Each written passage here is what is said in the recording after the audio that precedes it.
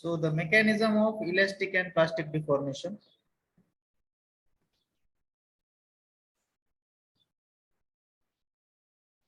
So there is a two types of deformation occurs, which includes or which shows the mechanism of elastic and plastic deformation.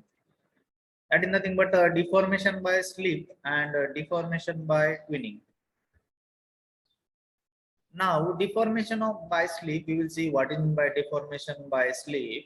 So here, whenever a large displacement of one part of crystal with respect to another part, like in case of FCC and BCC crystal structure, so such a deformation is called as a deformation by slip. So large displacement of one part of crystal with respect to the another part. Now the important parameters in slip are, first one is a slip plane. So the plane in which a slip occurs is called as a slip plane. The plane in which or along which in which the slip occurs is called as a slip plane. Second parameter is the slip direction. The direction in which the slip occurs is called as a slip direction. So for the slip, the two important things are there, that is the slip plane and slip direction. The plane along which a slip occurs is called as the slip plane, and the direction along which this slip occurs is called as a slip direction. Next, slip takes place in more than one direction, depends on the crystal structure. So the slip can be having more than one direction, depends on the crystal structure. Then important parameter is also there, that is a function of temperature and composition. That is nothing but the elements present in the material also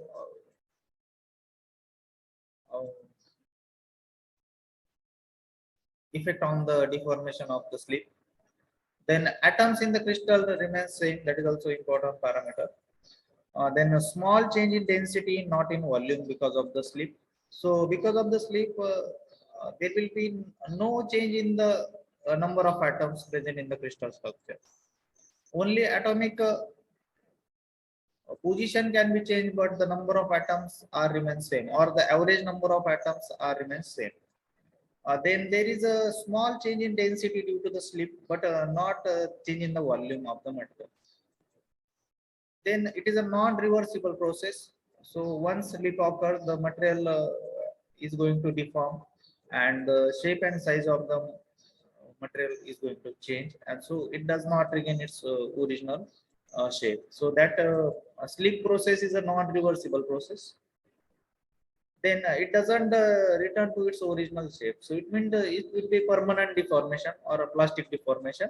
So after slip, the material does not regain its original shape and size. Next is a deformation by slip. So here you can observe that the slip bands are visible into the material when we apply the force or stress in this tensile direction. So for example, this is a ZN material, and this is a diagrammatic representation of the deformation by slip. So here you can observe in opposite direction, in tensile direction, the force is applied, and due to the application of the force, the one part of the crystal is moved over the another part. So such type of deformation is called as a deformation by slip. So this is called as a slip plane, and in this direction the slip occurs. So that direction is the slip direction, and along this plane slip occurs. Next is the shear force produces the slip is a critically resolved shear stress. So after the deformation of the slip, the shear force produced says the slip is called as a critically resolved shear stress. The energy required for the dislocation, thus it is given as the is proportional with the LGB square. So here L is the length of the dislocation line, G is the shear modulus and P is the Berger vectors. So we can calculate the energy required for the dislocation or the sleep. How much amount of energy required to happening the sleep is calculated by using this formula. Next is a deformation by twinning.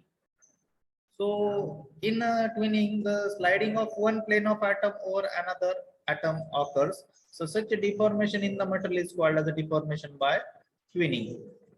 Then occurs from sleep. So it is the extension of the sleep. That is, the twinning is nothing but extension or the further extension of the sleep is also twinning. So each plane of atom move with respect with the definite distance. So that is also called as a twinning. Then in twinning, it produces the mirror image of one part about twinning plane. Then the twinning occurs due to the impact load, thermal treatment, plastic deformation, etc. Okay. So due to the application of the sudden load, that is the impact load, then or any thermal treatment like creeping is there, or in due to plastic deformation occurs. So such type of deformation is called as a deformation by twinning. Now this twinning mostly occurs in the BCC and HCP crystal structure. So shear strain twin or mechanical twin that is also called as a strain twin or mechanical twin. So stress produced due to the shock loading is called as a mechanical twin. Annealing twin is due to the annealing process. So these are the types of the deformation by twinning. That is nothing but a straight twin, that is a mechanical twin. Means whenever we apply the shock or impact load, so such a twinning is called as a mechanical twinning. And whenever annealing process, that is a heat treatment process, is performed, we can consider it as an annealing twin. So the twinning occurs due to the annealing process is called as an annealing twin. So here you can observe the one part of the crystal, and this is the second part of the crystal. Here we can see the force applied in this direction and force applied in this direction. So along this plane, it will form the mirror image. So such a mirror image form is called as a deformation by twinning. So this is also the diagram which represent the twinning. So here you can observe the twinning occurs due to the application of the force. So this region is called as a twinning region. So this region is also called as a twinning region. So in this way we can learn how the deformation of the material occurs by the slip, and how the deformation of the material occurs by the twinning.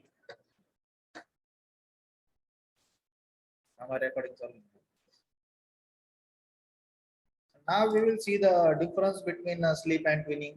So here we can see the exact difference of what is meant by sleep and what is meant by twinning.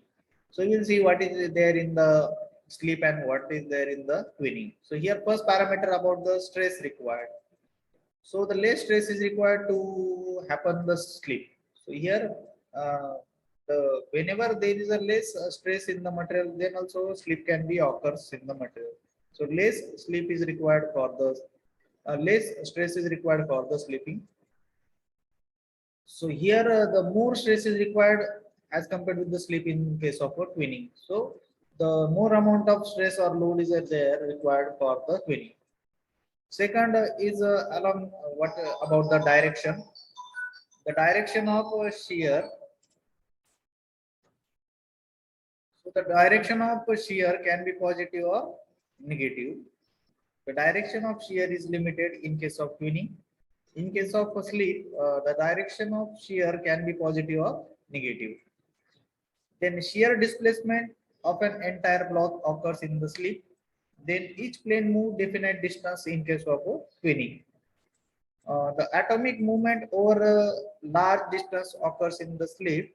The atomic movement are over the fraction of atomic spacing occurs in the twinning. So there is less amount of atomic movement in case of twinning. More amount of atomic displacement is there or movement is there in place of sleep. Then sleep occurs on widely spaced plane. It occurs on every atomic plane. Sleep is common in BCC and FCC. So here sleep is common, twinning is common in the HCP. Then sleep lines are observed only after plastic deformation.